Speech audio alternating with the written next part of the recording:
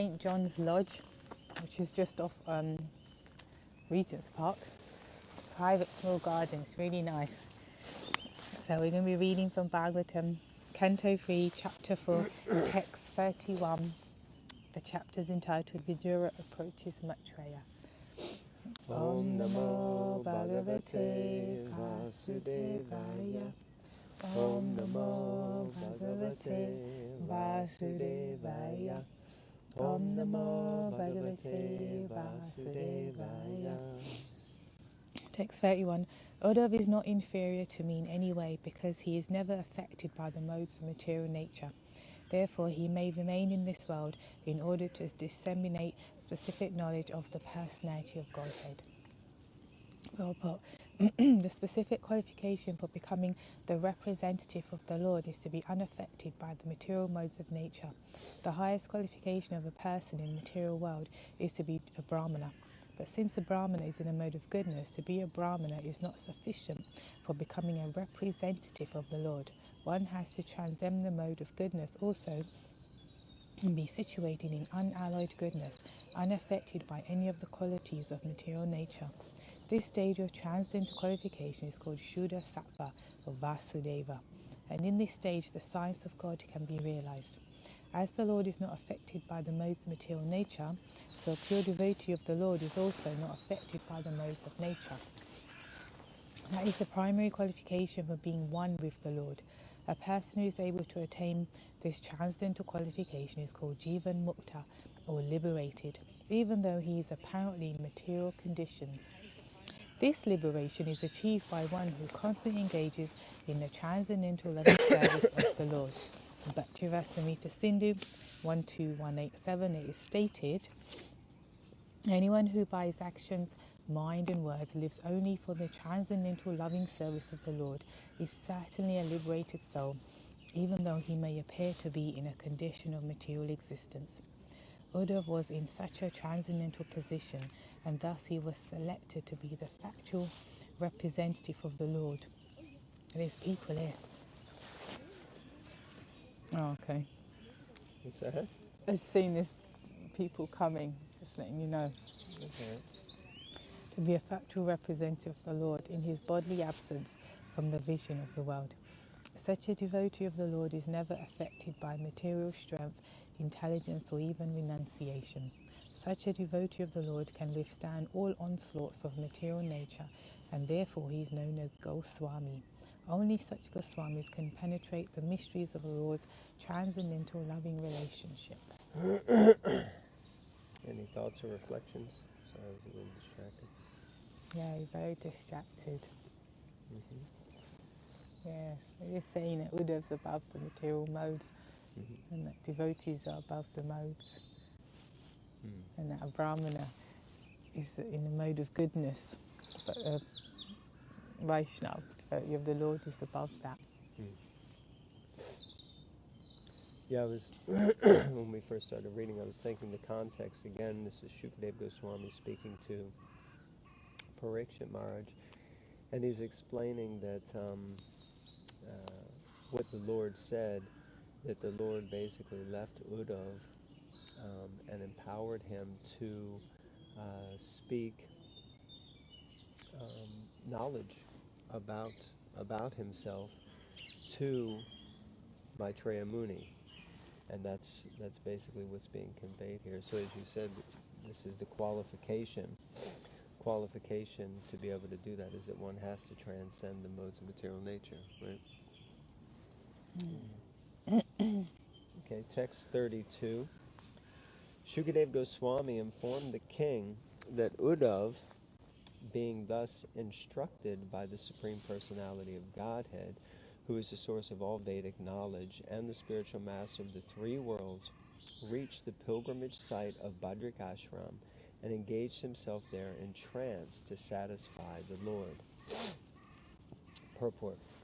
Lord Sri Krishna is factually the spiritual master of the three worlds, and he is the original source of all Vedic knowledge. It is very difficult, however, to understand the personal feature of the absolute truth, even from the Vedas. His personal instructions are needed in order to understand the personality of Godhead as the supreme absolute truth. Bhagavad Gita is the evidence of such transcendental knowledge in gist. One cannot know the Supreme Lord unless one is graced by the Lord himself. Lord Krishna exhibited this specific mercy towards Arjuna and Uddhav while he was in the material world. Undoubtedly, Bhagavad Gita was spoken by the Lord on the battlefield of Kurukshetra, just to encourage Arjuna to fight, and yet to complete the transcendental knowledge of Bhagavad Gita, the Lord instructed Uddhav. The Lord wanted Uddhav to fulfill his mission and disseminate knowledge which he had not spoken even in Bhagavad Gita. Persons who are attached to the words of the Vedas may also know from this verse that the Lord is the source of all Vedic knowledge. One who is unable to understand the Supreme Personality of Godhead by going through the pages of the Vedas may take shelter of one of the Lord's devotees, such as Uddhav, in order to advance further in knowledge of the Supreme Personality of Godhead. The Brahma Samhita says that it is very difficult to understand the Supreme Personality of Godhead from the Vedas, but is easily understood from a pure devotee like Uddhav. Taking mercy on the great sages who lived at Badarik Ashram, the Lord authorized Uddhav to speak on his behalf. Unless one has such authorization, one cannot understand or preach the devotional service of the Lord. While present on this earth, the Lord executed many uncommon activities, even traveling in space to bring down the Parijata from heaven and recovering the son of his teacher, Sandipani Muni, from the regions of death.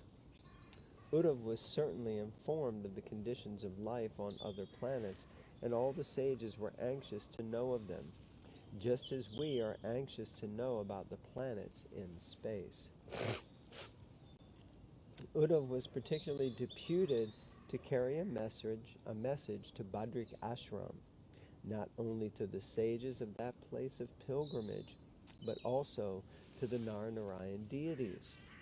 Such a message must have been more confidential than the knowledge described in the passages of the Vedas. The Lord is undoubtedly the source of all knowledge, and the messages dispatched through Uddhav to Narayan and other sages were also part of the Vedic knowledge, but they were more confidential and could be sent or understood only through such a pure devotee as Uddhav. Since such confidential knowledge was known only to the Lord and Uddhav, it is said that Uddhav was as good as the Lord himself. Every living entity can, like Uddhav, also become a confidential messenger on the same level as the Lord, provided he becomes confidential himself by dint of loving devotional service. Such confidential knowledge is entrusted, as confirmed in Bhagavad Gita, only to pure devotees like Uddhav and Arjuna.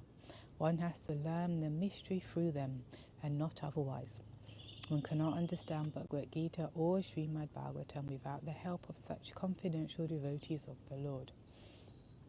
According to Srila Vishwanath Chakravarti Thakur, that confidential message must have concerned the mystery of his departure and the annihilation of his dynasty after the end of his appearance in the mundane world for 100 years. Everyone must have been very anxious to know about the mystery of the annihilation of the Yadu dynasty, and that message must have been explained by the Lord to Uddhav and dispatched to Badrik Ashram for the information of Narayan and other pure devotees of the Lord. So it seems that there was a larger message that was given to cool.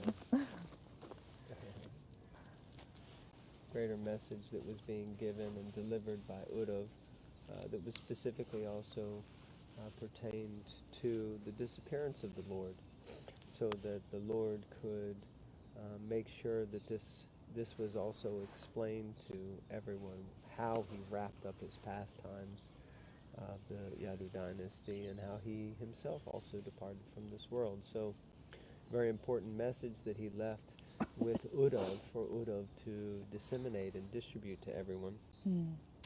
And he entrusted him because It's said here that the Lord is considered non-different from himself, which reminds me, isn't there a verse in Christianity about the Son and I are the same, or something like that? Can't remember now. But anyway, yeah, so like that. My turn? Yeah. So text 33, right? Yeah. Vidura also heard from Uddhav about the appearance and disappearance of Lord Krishna, the Supersoul, in the mortal world, which is the subject matter sought after with great perseverance by the great sages. Purport.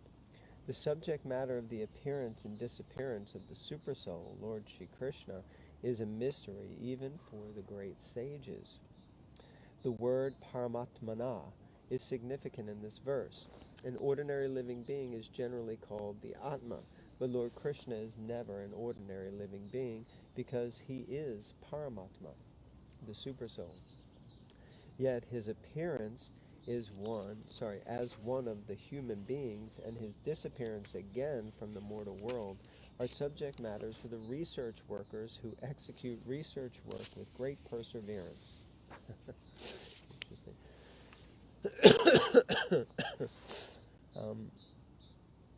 Such subject matters are certainly of increasing interest because the researchers have to search out the transcendental abode of the Lord, which he enters after finishing his pastimes in the mortal world.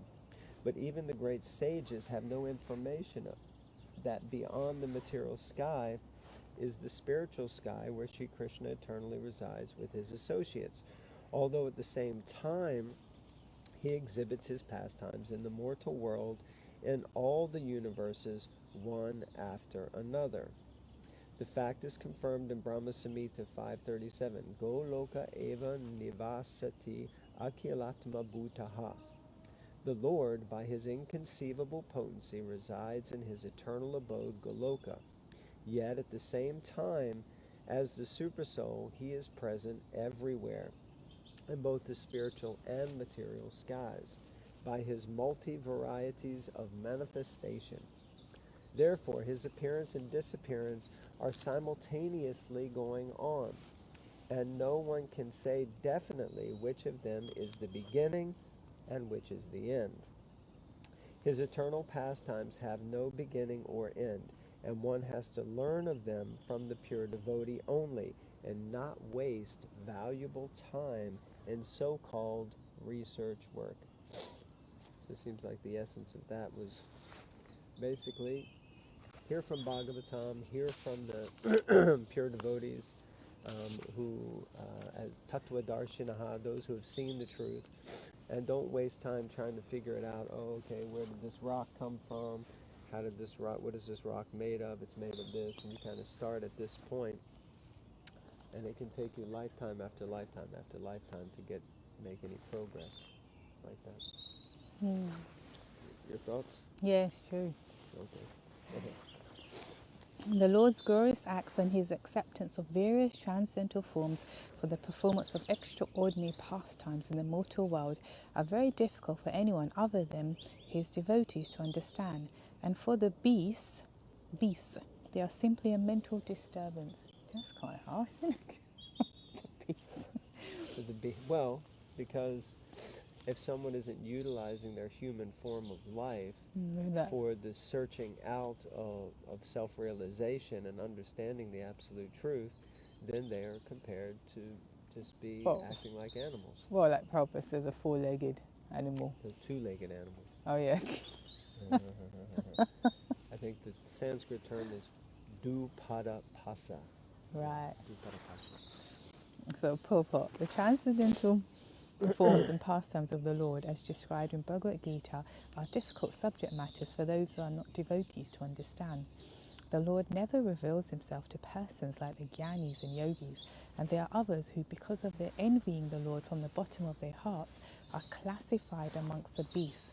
And for such envious beasts, the subject matter of the Lord's appearance and disappearance is simply a mental disturbance. As confirmed in Bhagavad Gita 7.15, the miscreants who are simply concerned with material enjoyment and who work very hard like beasts of burden can hardly know the personality of Godhead at any stage due to asurika bhav, or a spirit of revolt against the Supreme Lord. Now, this is an important point. The spirit of revolt against the Supreme Lord, asurika bhava. This tendency to rebel, and we were discussing it earlier, right? The tendency of the living entity to rebel. You know, it's like, I have a little friend here. You can't see him, unfortunately, a little pigeon walking in front. Come on over here. Can you see him? He's coming into the picture here. It's a pigeon. Look, you can see him in the So, he wants to hear. But yeah, this tendency amongst the living entities to revolt. Oh, I just saw it. To revolt against the everyone. You know, we're rebels, and that's why we're here, and we rebelled against the Krishna, our dormant Krishna our natural Krishna consciousness in the spiritual world to come to the material world, and we rebel here against authority, and we're always fighting against this and fighting against that. So it's very powerful, this tendency to revolt against the Supreme Lord. Oh, there's two of them. Looks like the pigeons are invading. They must think we have some food. All right, go for it. It's you. Oh, yes. No, I already read that one. Oh, did you read that? Yes, dear. Okay. Get confused. Yeah. All these birds. And you hear the parrots? You can hear all the birds. I could hear it earlier. You can really hear it. It's so beautiful here. The transcendental bodily expansions manifested by the Lord for his pastimes in the mortal world, and the appearance and disappearance of such transcendental expansions are difficult subject matters, and those who are not devotees are advised not to discuss the Lord's appearance and disappearance, lest they commit further offenses at the lotus feet of the Lord. So it means, it's a little bit awkward, but I mean, the essence is that if you're not a devotee, you can't understand it, so don't try and pass off your, big intelligence and big brain of understanding when you have to be a devotee to understand. Just like in a relationship, it's easy to stand on the outside of something and judge it and make an assessment of it and cast your aspersions on it. But if you're inside, then you know the heart of the matter and you can understand things from a different perspective, right? Yeah. So, the more they discuss the transcendental appearance, the more they discuss the transcendental appearance and disappearance of the Lord and the Asuric spirit, the more they enter into the darkest region of hell, as stated in Bhagavad Gita 16:20. Anyone who is against the transcendental loving service of the Lord is more or less a beastly creature, as confirmed in this verse of Srimad Bhagavatam. There you go, and there you have it. There you are. Text 35. Understanding that he was remembered by Lord Krishna while quitting this world, Vidura began to cry loudly, overwhelmed by the ecstasy of love. Okay, let's meditate on that just for a minute. Read it again. Understanding that he, that's Vidura, was remembered by Lord Krishna while he, Krishna, was quitting this world, Vidura began to cry loudly, overwhelmed by the ecstasy of love. We're not crying. Maybe you're not crying at home either. Yeah, but you would if Krishna remembered you when he left. No, well, yeah, but we should be reading this and be touched by the fact that Vidura was so touched by the fact that Krishna was remembering. Anyway, it's very powerful. Purport. Vidura was overwhelmed by the ecstasy of love when he understood that Lord Krishna, the Supreme Personality of Godhead, thought of him at the last moment. Although he thought of himself as insignificant, he was remembered by the Lord, by his causeless mercy. Vidura accepted this as a great favour, and thus he cried. This crying is the last word in the progressive path of devotional service. One who can cry for the Lord in love is certainly successful in the line of devotional service.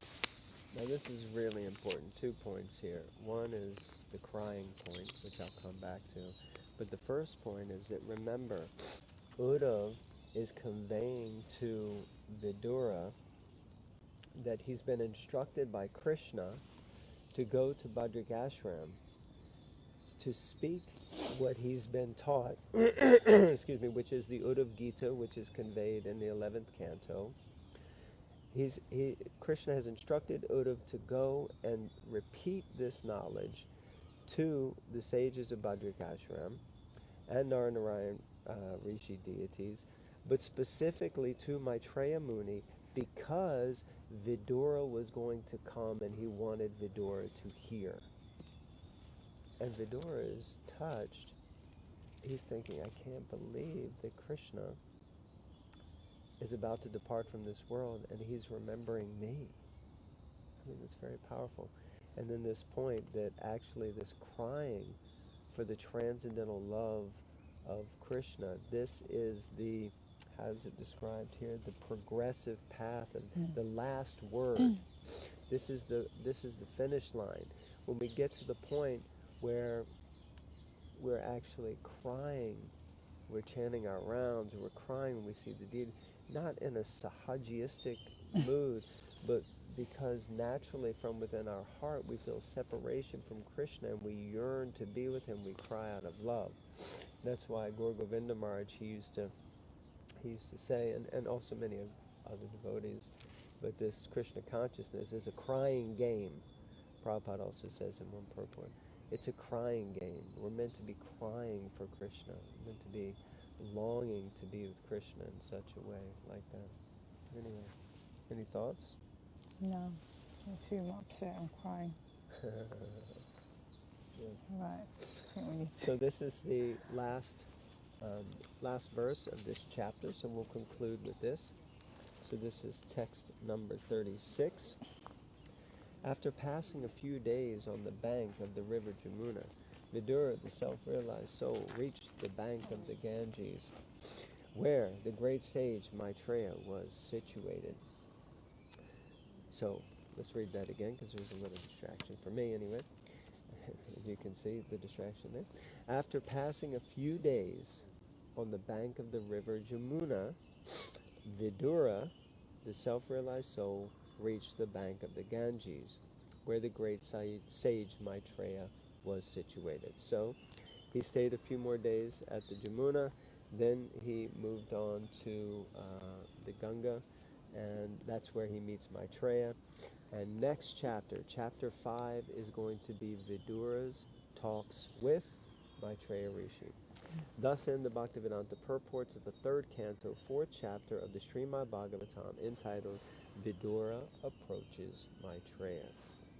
Hare Krishna. Hare Krishna. Grantaraj Srimad Bhagavatam ki Jai. jai.